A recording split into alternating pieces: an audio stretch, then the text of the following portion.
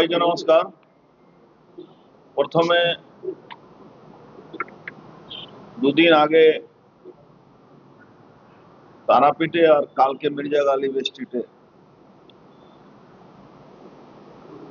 যারা ওই হোটেলে মারা গেছেন, এখানে প্রায় 9 জন, ওখানে ওরকমই 9 জন, আমরা দুঃখ প্রকাশ করছি, তাদের আত্মার শান্তি কামনা করছি। বিগত সরকারের যে ভুল ভ্রান্ত সিন্ডিকেট সিস্টেম জন্য আজকে মানুষ প্রাণ হারাচ্ছেন।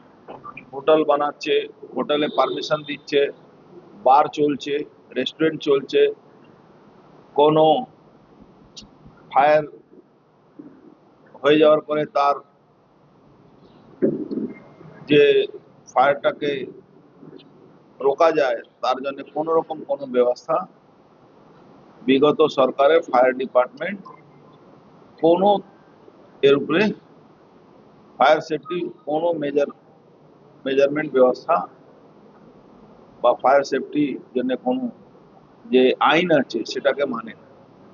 তার জন্য আমরা সবাই দুঃখিত। আজকে অনেক প্রাণ হারিয়েছি আমরা। তারপরে আসছি আমাদের রাজ্য 4 মে ভারতীয় জনতা পার্টি ক্ষমতায় এসছে।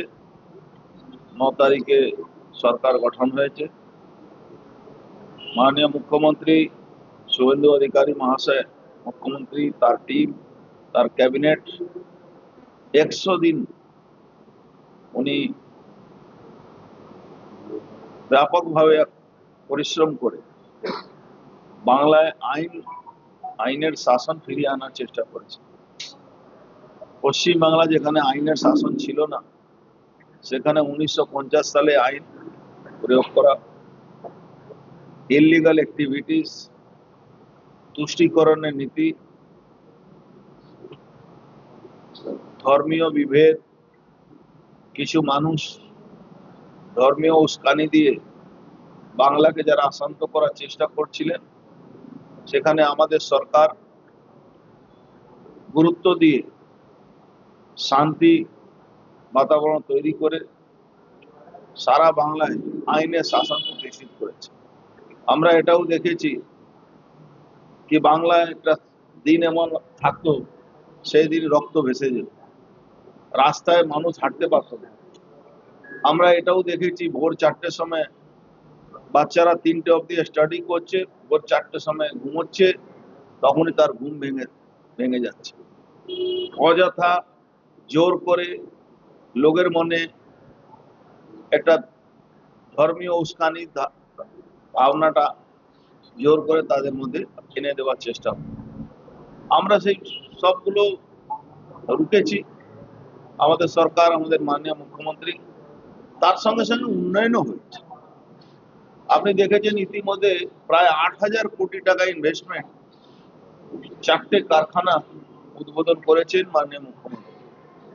আপনারা ইতিমধ্যে দেখেছেন যে যতগুলো জুট ইন্ডাস্ট্রি বন্ধ ছিল, প্রায় 99% জুট ইন্ডাস্ট্রি গুলোকে আমরা চালাতে পেরেছি। যেটা একদম শ্মশান মাঠ করে দেওয়া হয়েছিল, সেটাই এখন পর্যন্ত আমরা চালাতে পারি। আপনারা এটাও দেখেছেন কি বহু ইন্ডাস্ট্রি বন্ধ করে বিগত সরকার, তৃণমূলের সরকার, যারা ট্রাকে ভর্তি করে রাত্রিবেলা চুরি করে লোহা মেশিন পার্টস গুলোকে ভেঙে বিক্রি করে দিল। এটা আমরা ব্যারাকপুরে মানুষ থেকে বেশি কেউ এই উপলব্ধি আমরা করিনি, আমরা দেখেছি সবসময়। আপনারা এটাও দেখেছেন কি প্রত্যেকটা যখন এডমিশনের সময় আসতো কলেজে, তখন ব্যাপক দুর্নীতি, পয়সা ছাড়া কোথাও এডমিশন করা কোনো সুযোগ ছিল না। আজকে স্বচ্ছভাবে অনলাইন এডমিশন হচ্ছে। যাদের অধিকার আছে, তাদের নাম্বার আছে, তাদের কিন্তু এডমিশনে কোনো বাধা হচ্ছে না। কি পশ্চিমবাংলা সরকার মহিলাদের ফ্রি ট্রাভেলিং সরকারি বাসের ব্যবস্থা করেছে। আপনারা শুনে খুশি হবেন कि प्राय 39% বাসে মহিলাদের যাতায়াত হয়েছে। 39.9% মহিলারা এই যে ফ্রি ট্রাভেলিং যে সরকারি বাসে তারা সে লাভ পেয়েছে। আপনারা ইতিমধ্যে দেখেছেন আয়ুষ্মান ভারত নিয়ে অনেক রকম দুষ্প্রচার বিগত সরকার করত। 16 তারিখে আয়ুষ্মান ভারত লঞ্চ হয়েছে পশ্চিমবাংলা। আপনারা দেখেছেন আমাদের সরকার বলেছিল যে আমরা অন্নপূর্ণা ভান্ডার চালু করব। আজকে নানা রকম সমস্যা সৃষ্টি করার চেষ্টা হয়, এই নিচে লেভেলে পৌরসভা লেভেল হোক, এসডিও অফিস লেভেল হোক, পঞ্চায়েত লেভেল হোক, বিডিও লেভেল হোক, ডিএম অফিসের লেভেল হোক, এখনো কিছু 2 নম্বরই অসাধু শক্তি তারা বসে আছে। তারা আমাদের সরকারকে বদনাম করার জন্য চেষ্টা করে। তারা আমাদের প্রজেক্টগুলো, যেটা জনমুখী প্রজেক্টগুলো, যাতে মানুষ সুযোগ সুবিধা না পায় তার জন্য বাধা দেওয়ার সৃষ্টি হয়। বহু বাধা, বহু চেষ্টা করার পরেও আমরা কিন্তু অন্নপূর্ণা ভান্ডার মায়েদের কাছে পৌঁছে দেওয়ার ব্যবস্থা করেছি। আপনারা দেখেছেন 20 তারিখের মধ্যে যারা যারা ফিল আপ করেছেন বেশিরভাগ লোকের তারা পেয়ে গেছেন, আর 20 তারিখের মধ্যে প্রায় সবাই পেয়ে যাবেন। ইতিমধ্যে আপনারা দেখেছেন যে আয়ুষ্মান ভারত যারা পাবেন যে ক্রাইটেরিয়ার মধ্যে, আর যারা পাননি তাদের জন্য মুখ্যমন্ত্রী স্বাস্থ্য বীমা যোজনার মধ্যে মুখ্যমন্ত্রীও সেই ব্যবস্থাটা করেছেন। যারা পাবেন না ওখান থেকে পাবেন। এই জনমুখী কাজগুলো যেভাবে সারা বাংলা হচ্ছে সেটা আপনারা সবাই উপলব্ধি করুন।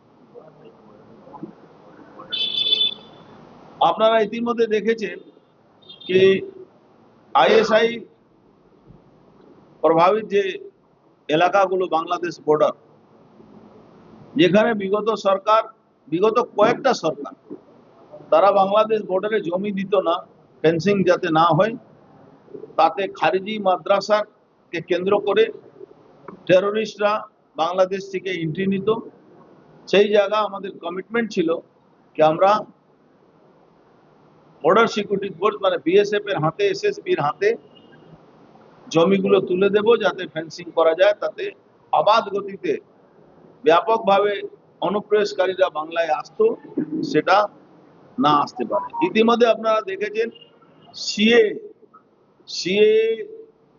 আইনকে প্রয়োগ করে বহু মানুষ যারা ভারতবর্ষের নাগরিকতা তাদের ছিল না, তাদের নাগরিকতা সার্টিফিকেট দেওয়া হয়েছে।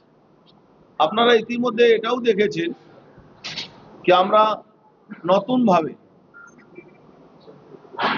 ট্রান্সপোর্ট ডিপার্টমেন্ট নতুনভাবে বাস এনেছে, নামিয়েছে, ইলেকট্রিক আর সিএনজি বাস, প্লাস দুর্গাপূজার মধ্যে 600 নতুন বাস আমরা নামাতে পারবো, সেখানে সিএনজি বাস আর ইলেকট্রিক বাস মিলিয়ে। আবার নেক্সট মার্চের মধ্যে প্রায় 1000 বাস, নতুন বাস আমরা আনতে পারছি। আগামী দিন আপনারা এটাও দেখতে পারবেন বাংলার নাম, ওয়েস্ট বেঙ্গল নাম সারা ভারতবর্ষের মধ্যে লোক দেখতে পারবে ভালো দিক থেকে। আজকে কলকাতা, পুনে, কলকাতা, তামিলনাড়ু, কলকাতা, পুরী, কলকাতা, দিল্লি বাস সেবা চালু হয়েছে। সিকিমের বাস সেবার মধ্যে অনেক বাধা ছিল, সে বাধাটা দূর করা হয়েছে। আজকে Uttar Pradesh government, Jharkhand government, Orissa government সঙ্গে আমরা ইন্টার স্টেট বাস যে চালাতে পারি সে তারও ব্যবস্থা আমরা করছি। ট্রান্সপোর্ট ডিপার্টমেন্টে ব্যাপক দুর্নীতি ছিল, সেই দুর্নীতি ভাঙার জন্য সমস্ত আপনারা দেখেছেন আপ্রাণ চেষ্টা হচ্ছে। 4টে আরটিও কে সাসপেন্ড করা হয়েছে, 2জন তাদের মধ্যে আরেস্টও আছে। আমরা জিরো টলারেন্স দুর্নীতিকে আমরা হাতিয়ার করেছি। আমরা জিরো টলারেন্স দুর্নীতি রাখবো। বাংলায় কিন্তু দুর্নীতি বলে শব্দটাকে মুছে দেওয়ার চেষ্টা আমরা করছি।